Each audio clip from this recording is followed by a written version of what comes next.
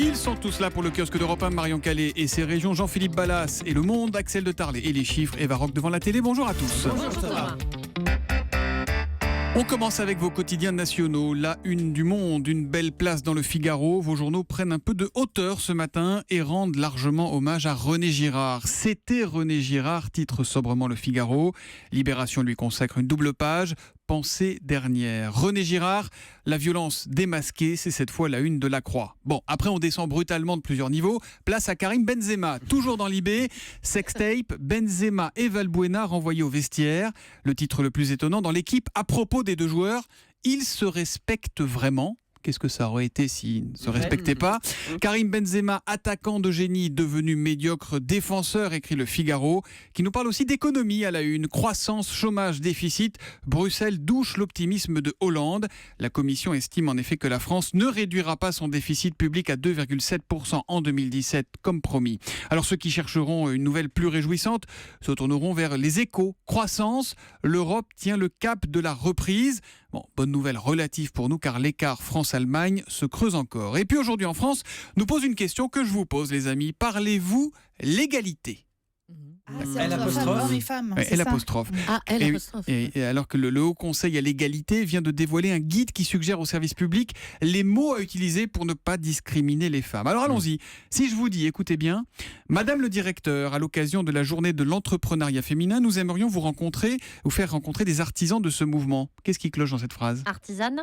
Ouais, Et pas mal. Madame la directrice. Pas mal, ouais. En version phrase non stéréotypée, il faut donc dire Madame la directrice, à l'occasion de la journée des entreprises créées par des femmes, nous aimerions rencontrer des artisanes et artisans, il faut dire les deux, de ce mouvement. Désormais, il faudra aussi parler d'une commise de cuisine ou d'une officière de police. Vous connaissez la patronne de la brigade des mots ? C'est Julie. Rien dit. Hein. Est-ce que Julie valide ? Est-ce que c'est dans le dictionnaire tous ces mots ? Je sais Enfin, pas si ça y je entre. valide, moi. Merci pour cette intervention. Ça marquera l'histoire de la littérature Je suis un française. peu rétro, moi j'aime mieux les... Ça dépend. Le ministre. Ouais. À la une des régions et des régions, Marion et Marion Calais, qu'avez-vous retenu ce matin ? Eh bien, difficile de ne pas évoquer la mise en examen de Karim Benzema. Le visage du joueur est partout ce matin, comme dans l'Est républicain. Sexe, chantage et vidéo. Un cambriolage à la une de Presse Océan. Ce sont les Restos du Cœur qui ont été ciblés hier à Nantes. Les voleurs ont pris le coffre-fort contenant l'argent liquide et les chéquiers de l'association. Et puis les drones, nouveaux amis des gendarmes dans l'Oise, raconte le Courrier Picard.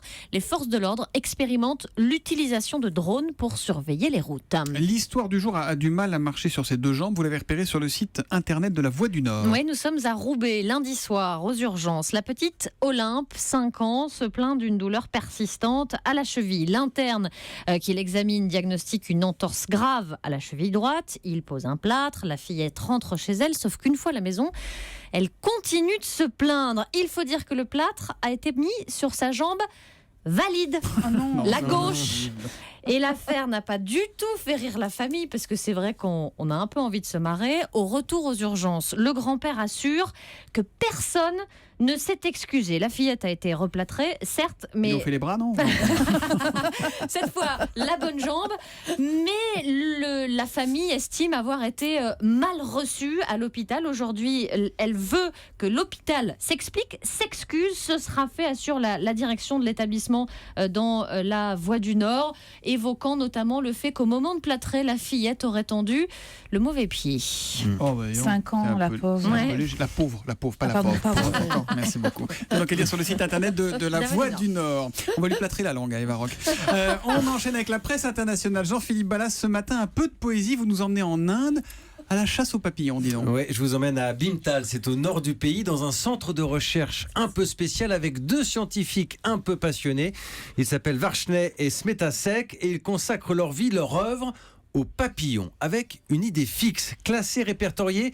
Toutes les espèces qui volent en Inde. Personne ne l'a jamais fait. C'est le Times of India qui nous raconte ce travail titanesque parce qu'il a fallu des années pour observer la nature, éplucher les archives, consulter les musées. Il y a d'autres chercheurs qui ont débarqué pour prêter main forte. Ils sont venus du monde entier, du Japon, de Russie, de Thaïlande et même de France. Ouais, et voici affaire. enfin le résultat que vous attendiez tous.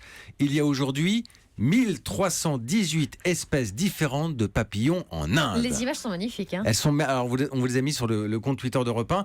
J'en entends. Demain, on forcément... vous mettra des champignons. Là, on met des papillons. Alors voilà, j'en entends certains ricaner sur le thème.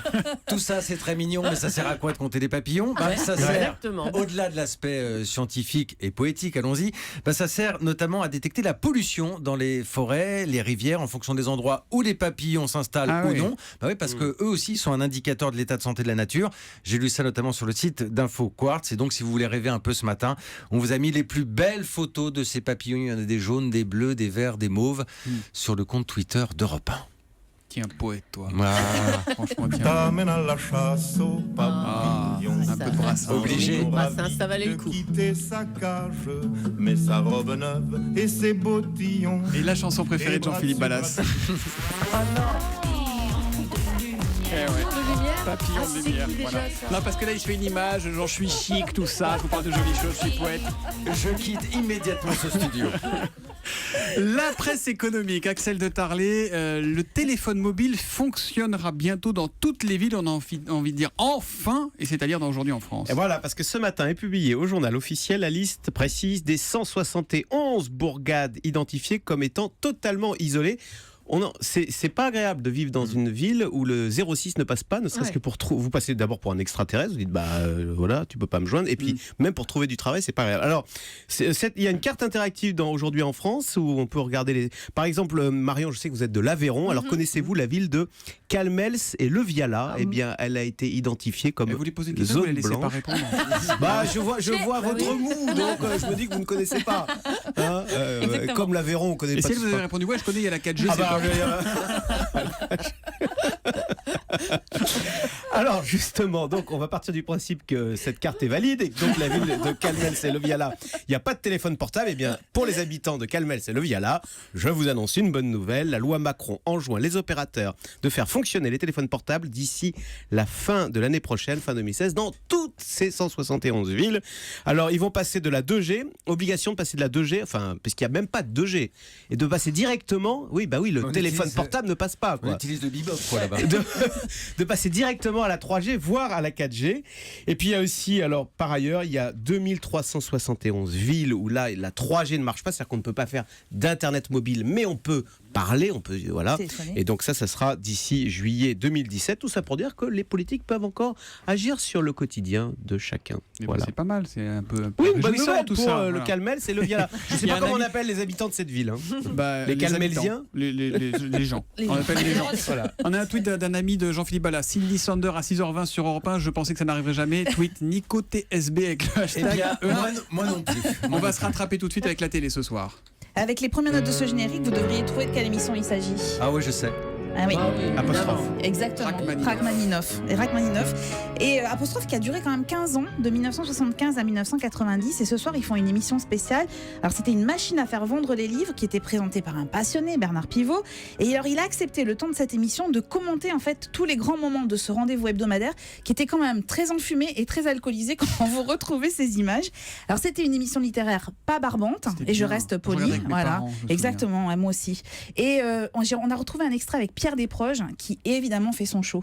Les coiffeurs sont l'élément le plus totalement inutile d'une nation, avec les militaires, les académiciens, Julio Iglesias et les crottes sur les trottoirs. Bon, alors, les coiffeurs, pourquoi ? Parce que j'ai horreur qu'on me tripote la tête par derrière en me racontant des conneries dans le dos.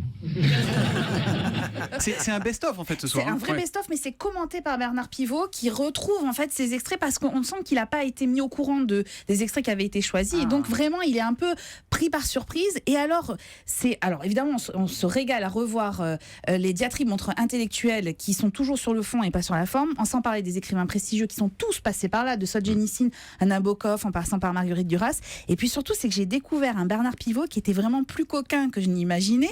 Et en 1985, par exemple, il reçoit Jane Fonda et il se souvient très très bien de cette rencontre. C'était un coup de foudre, oui. La manière absolument sensuelle, voluptueuse dont elle prononçait les mots, pour moi, agit d'une manière tout à fait sidérante. L'émission s'est passée avec une longue conversation avec elle, un peu au détriment des autres invités. J'ai frôlé la faute professionnelle ce jour-là. Alors, je voudrais pas céder au c'était mieux avant, mais franchement, qu'est-ce que c'était bien. Ah, c'est vrai. C'est pour refaire l'éducation musicale de Jean-Philippe Ballas. Voilà, donc on passe de Cindy Sanders à Rachmaninoff. Absolument. Carrément. Et du coup, on reste sur Rachmaninoff. Les vendredis d'apostrophe, c'est sur France 2 et c'est à 22h35 ce soir. Rideau sur le kiosque.